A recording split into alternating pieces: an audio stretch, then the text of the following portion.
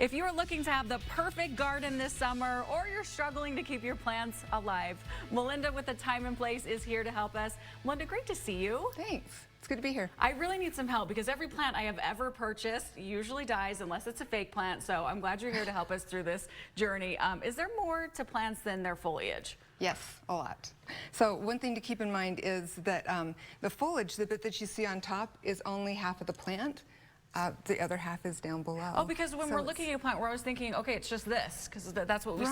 Right, but their roots are down there, and they're pulling up water and nutrients, and they're also holding themselves up within like whatever pot, if they're inside. What we do is pretty much indoor plants. Okay. So they use those roots to, and that is a really big part of their health. Because we have to look at the whole picture. Okay, why is it important to check the foliage for signs of trouble? So if you check the foliage, and I actually brought this really pretty begonia, you can see this one leaf has some issues. Okay, see at the very end, right? Is it like the dry part right there? It's the dry, crispy part. Okay. And that could be anything from like a little bit of sunburn to possible pest damage to maybe it was too cold when it was being transported.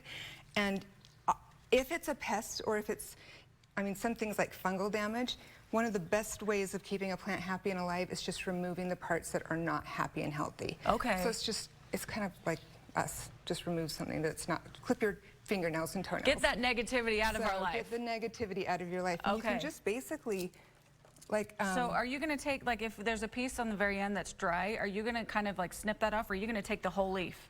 Depending on the plant, I usually will take the whole leaf, but if it's a huge, beautiful leaf, like for a fiddle leaf, yeah, that I will just try to match the shape. Because you don't want to take all of that off. Right. However, if there's a chance that it's got like a fungus or a bacterial infection or even a pest, taking the whole leaf is actually a really good thing, because it's unlikely then that issue is going to spread to the other leaves, and then the plant can give its energy and focus to making healthy new growth. How will we know if there's a fungus or if there's things going on? How will we know that, what's going on with it? Is that hard to tell? The biggest trick is to get to know the plant. So if you can figure out where it came from, like houseplants did not start out as houseplants. They ended up being houseplants because came from outside. Right, because they do okay inside. And so they match the kind of environment that we're in. So if you're uncomfortable, it might be uncomfortable. In the summer heat we have right now, ooh, and it is hot. I know. Even inside it's getting, really dry. So the plants tend to drink a lot more. You'll find fungal issues tend to happen more often when there isn't drainage. And this plant is actually, I'm using a cache pot system right here, where the plant is growing in a nursery pot. So it has drainage, so the water's going to come out. And so it's not going to have more water than necessary. One of the biggest causes of like a root rot or fungal infection is when they end up sitting in water. So you can take it out, water it around the base, put it back in, let all that drain. So it's not just sitting in that. And quickly tell us about plants can get sunburned. I would have never thought about that. It's true. It's so actually funny, because even plants like cactuses or cacti, I always say cactuses, but cacti will even grow like little bits of fur to protect themselves.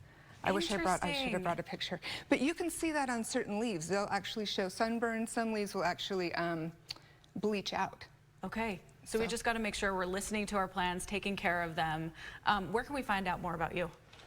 We're at Thyme and Place, slc.com, and or come into the shop. We have an on-site potting bench, and we love to help you with your plants. Help us keep our plants alive. Melinda, great to see you. Thanks so much. Thanks for having me here.